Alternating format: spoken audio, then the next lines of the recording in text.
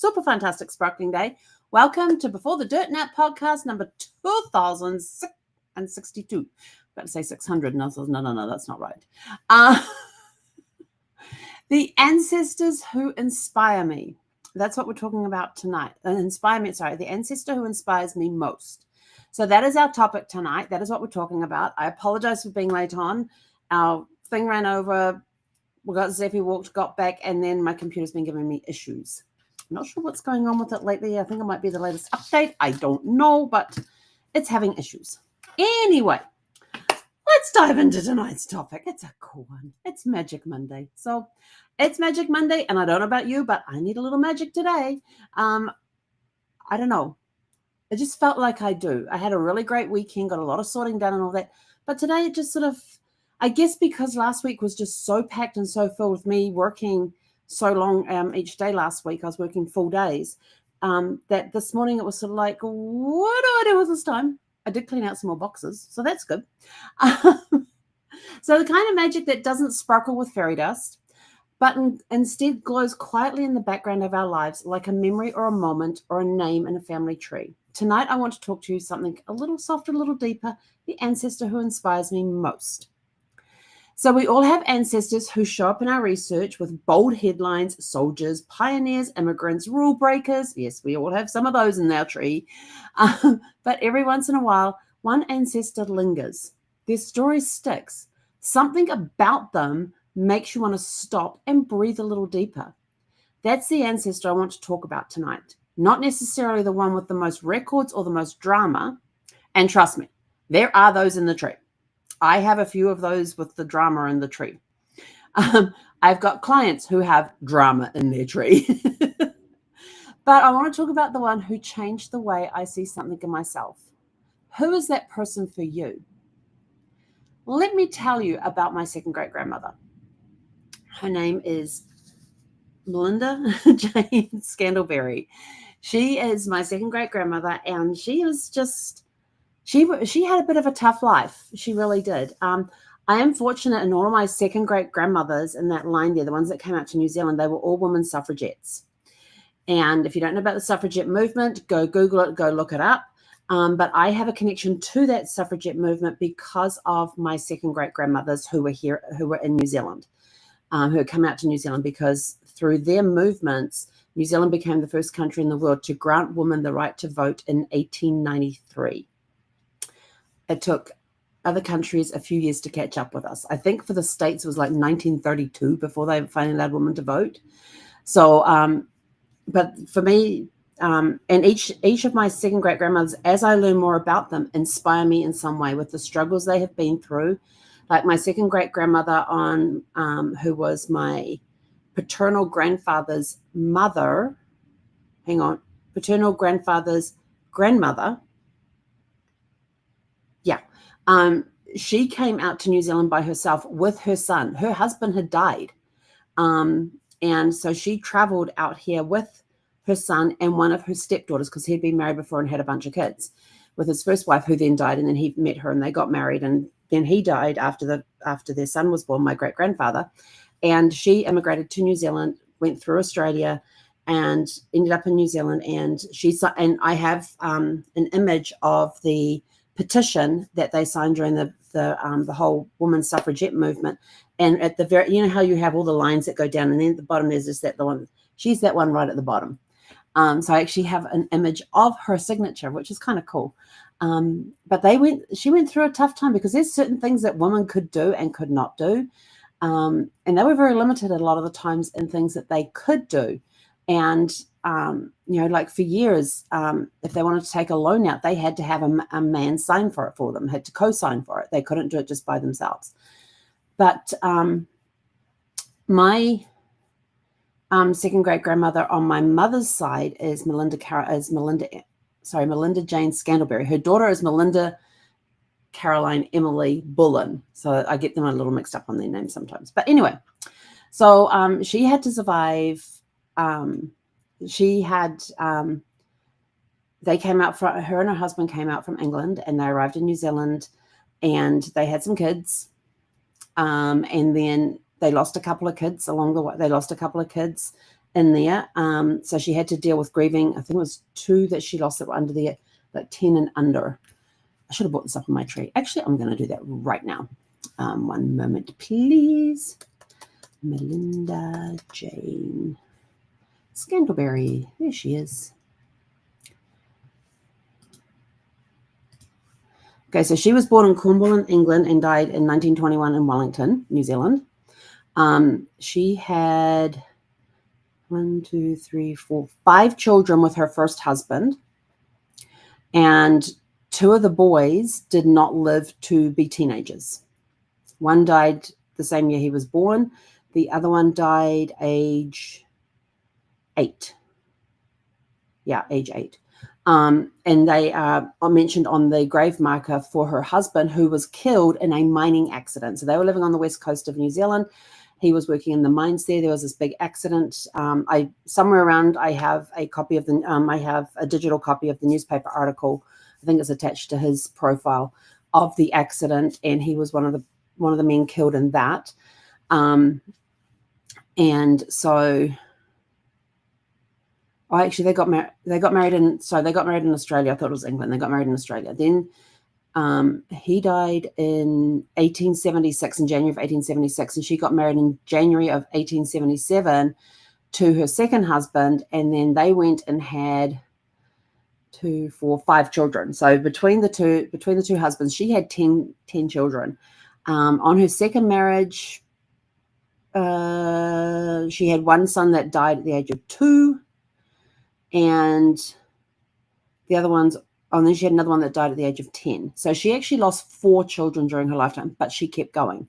She had a son who ended up, this is the one that's the mother of the son who was the tyrant that you hear me talk about frequently, who denied knowing who his mother was, kept telling he was arrested in Australia twice within 4 days for treason during World War II in Sydney. And he was put into prison there, and he kept claiming that he was American. The Americans denied who he was. He said that they wanted him to prove it. He said he can't because his birth certificate was destroyed in the San Francisco earthquake, which I think was 1906. Then he claimed that he was German, but he wasn't. He was of German descent, but he was not German. He was claiming he was born just off the coast of the US near California, and all sorts of. There's a whole chapter on him in a book, and it's just fascinating reading. And like I'm reading through this going, oh my gosh, and then I'm sort of like, oh yeah, he's my great grand uncle. So yeah, so she had to deal with that. She had to deal with losing 4 children, losing 2 husbands, because her second husband died in 1891. She didn't die till 1921. So they weren't married. They were only married for like 14 years.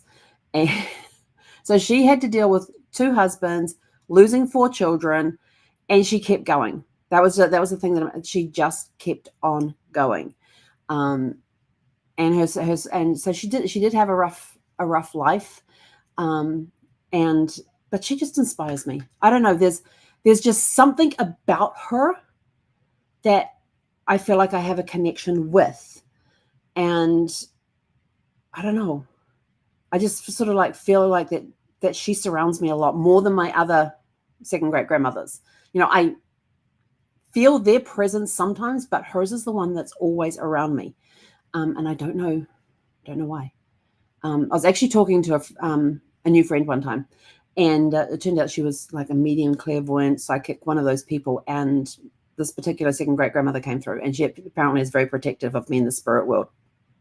So that explained why I had that connection with her, and why I'm constantly feeling her around me. So, but she wasn't anybody great, didn't do anything outstanding, wasn't recognized in the newspapers for anything or anything else, but she did live a hard life. The west coast of New Zealand was not an easy life to live. But she had an inner strength about her that kept her going. Because she lived to be 71. She was 71 when she passed. Just an amazing and beautiful woman too, but you could see it in the photographs in the photographs I have seen of her. She's just got that look about her that she's been through a rough time. I don't know. I just have a kinship with her. I don't know. But anyway, so who is it in your family that does this? I'd love to find if there's any letters that she'd written or journals. That would be awesome. To me, what she has brought in with her family and how she lived her life, that's magic. I mean, every one of my ancestors, I am proud to be one of their descendants.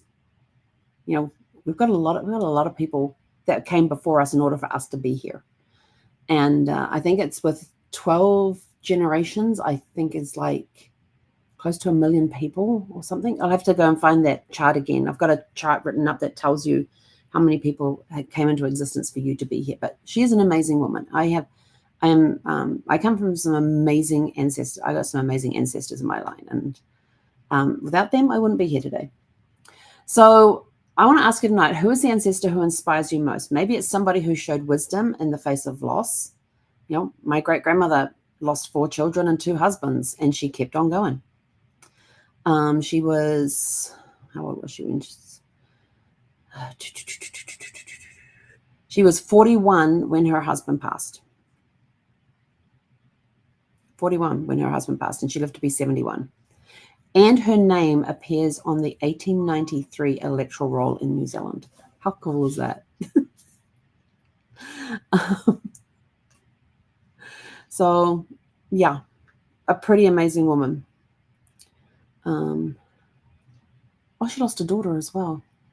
That daughter was 28, though. Yeah, so she actually outlived 5 of her children. Out of 10 pregnancies, she outlived 5 of her children, and she outlived 2 husbands. That's a feat back in the late 1890s, early 1900s in New Zealand. That's an incredible feat. So, much admiration for all of my ancestors, even the bad ones, even the ones who are very much a mystery or have created mystery within the family. Yes, there's some stuff in the closet I want to pull out and dust off and find the truth about, but some people are keeping their mouths with that.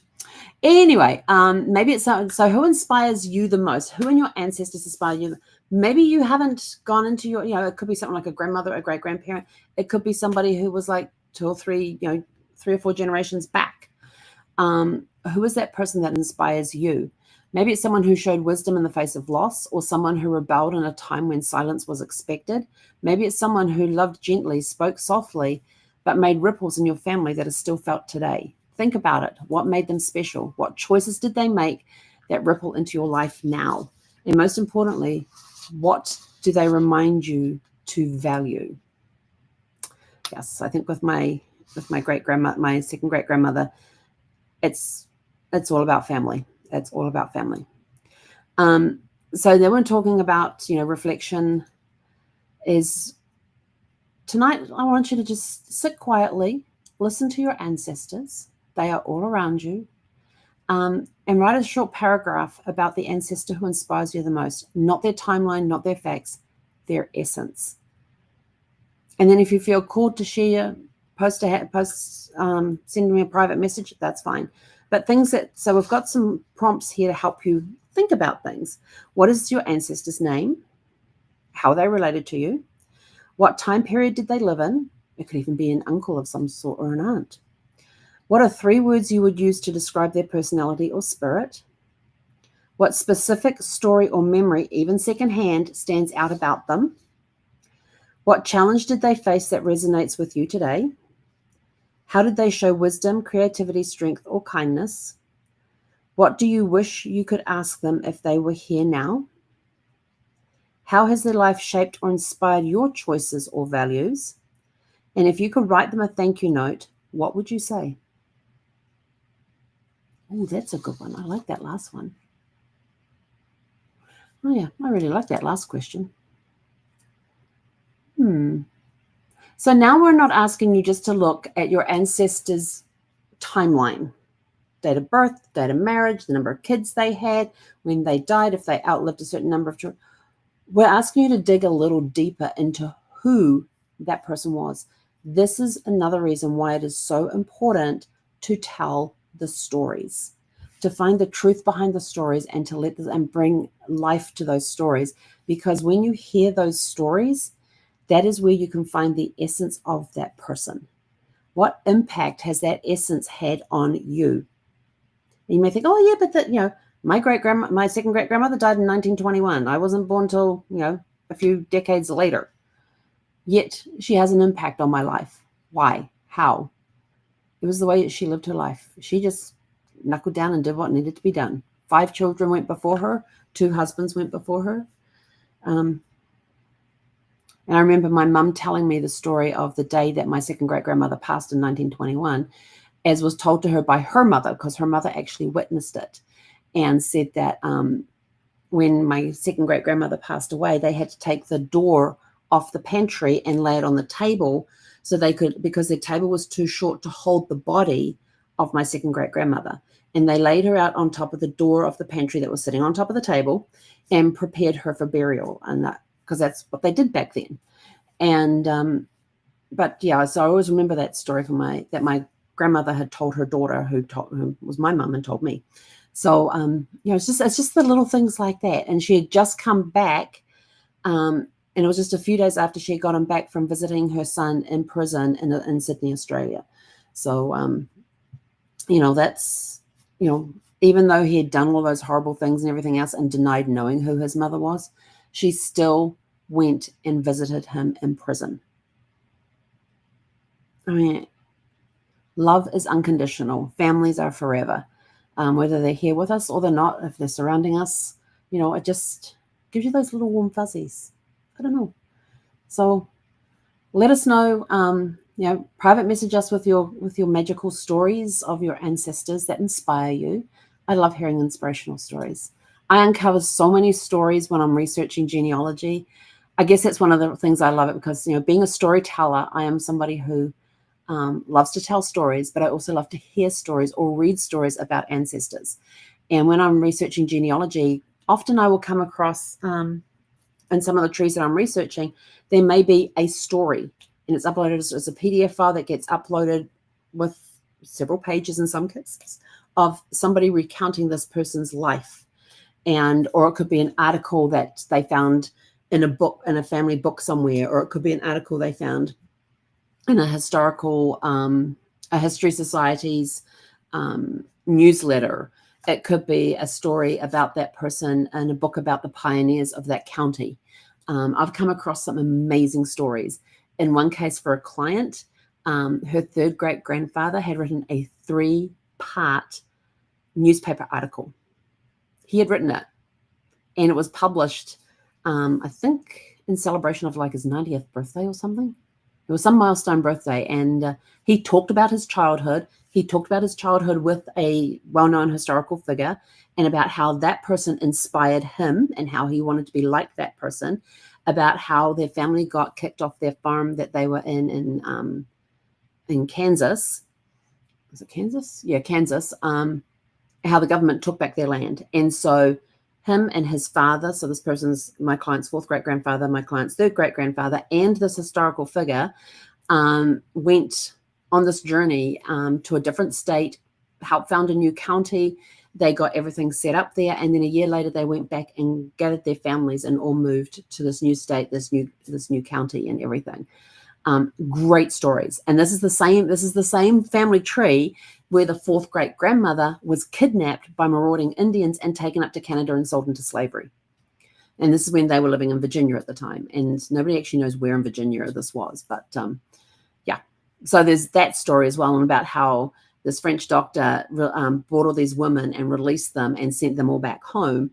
And she arrives home 20 years later, and her 1-year-old baby that she had left crying in his crib as she was being dragged away, this is all written in the story, opens the door, and he's now a young man of 20. And he said that his father had finally found out where she was. He'd been looking for her for 20 years. He had found out where she was, so he had left a few days beforehand to go and get her. And so she gets on horseback to go follow and find him, and sees these people up on this knoll, and so goes up and asks, and they're actually having a funeral, and they go up and ask, and so she goes up and asks him if she has seen her husband. He would have come through, and it turns out they were actually burying her husband because he had died the day before from some fever that he had contracted. And so they gave her a few minutes to look upon his face before they finished the funeral service, and then she went back home to put her life back together. I mean, look at the inspiration in that story. You know, a husband comes home. He was actually off fighting a war when the Indians kidnapped his wife. And when he came home, he said, like, well, where's my wife? And he spent 20 years looking for her and finally found out where she was. So off he went to get her. I mean, talk about a story of love. I mean, that just, it still gives me goosebumps when I think about that story. And then their son was living on land in Kansas not Kansas, Kentucky, when the government says, we're taking your land back. And so they had to move. And so, they had that whole thing there. And then her third great grandfather, that was, the third great grandfather was one of the pioneers in that county. And he's written in the history books in there. He wrote a newspaper article about it, about his life growing up, how he even met his wife, and how she was she was the sister of his best friend. And I've got to go and find the article, because how he described her, I was sort of like, it was almost like he pitied her and her looks. And so he, like it was like a last resort type of marriage. And I'm sort of like, oh my gosh, imagine passing that story on to your grandkids. Well, he did in a newspaper article. So it was very interesting reading.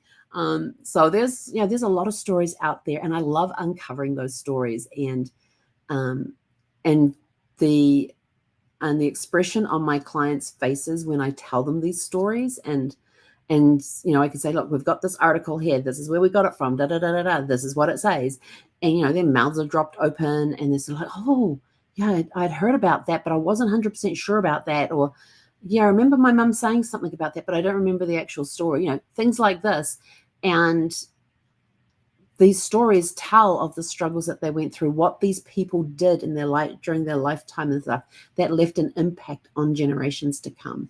So go out and one of my favorite, Who Do You Think You Are? This is the British version, which I'm trying to watch on YouTube. There's also the American version of that. And I remember different stories from different episodes that really touched me. And one of the ones was Chris O'Donnell, when he was doing NCIS LA. I don't know if he still does that. And he was Robin in one of the Batman movies somewhere along the way. He wanted to know why he had such a sense. Chris O'Donnell. Why he has such a sense of family. And so they uncovered story after story after story of his ancestors who had been away at war. Something had happened back home, and they had resigned their commission and headed straight home to help out, and they'd helped out people along the way. And like one of his grandfathers was leaving one war and heading home because I think his father had passed away or something, so he had to go home and help run the family business. And along the way, he meets this woman who's sitting in a ditch with her dead child. Her child had just died. And so he helps that woman and because it wasn't far from his home, so he takes her home with him and helps her bury her son. And so, just that sense of family and going home to help the family run the business and everything else. And, one of his ancestors was there at Fort McHenry in Baltimore the night that the British attacked. And if you don't know that story of the Battle of 1812 with how Francis Key Scott came to write the Star-Spangled Banner, it is an incredible story that has inspired generations from all of the people who have descended from those people that were involved in that. But basically, when he went to visit Fort McHenry, they allowed him to raise the flag there first, but they told the story about the flagpole. And I had heard the story from somebody else from the Francis Key Scott perspective about how he came to write the Star-Spangled Banner that became the national anthem for the United States. But then when we saw the Who Do You Think You Are, we got to hear a different perspective of that battle from inside Fort McHenry. And basically the soldiers had been instructed that flag is not to fall. In the morning when the sun came up and the flag is still flying and everything else, there is this mountain of bodies laying at the base of that flagpole holding it up. And again, goosebumps all over the place. So there are amazing and incredible stories out there. Your ancestors didn't just live. They left a legacy that has been passed down through generations. And it could be in the traits that you've inherited. It could be in the genes that you've inherited from them. It could be in the traditions that have been passed down through generations. So who in your ancestry has inspired, who in your ancestors has inspired you, and what story of theirs do you like? What is the story of their life that inspired you to kind of keep them a little closer than normal, or to be thankful for them and for what they did? So with that, we are out of here. Go out, have a super fantastic sparkling evening, and we'll catch you guys back here tomorrow evening at 6 p.m. Pacific.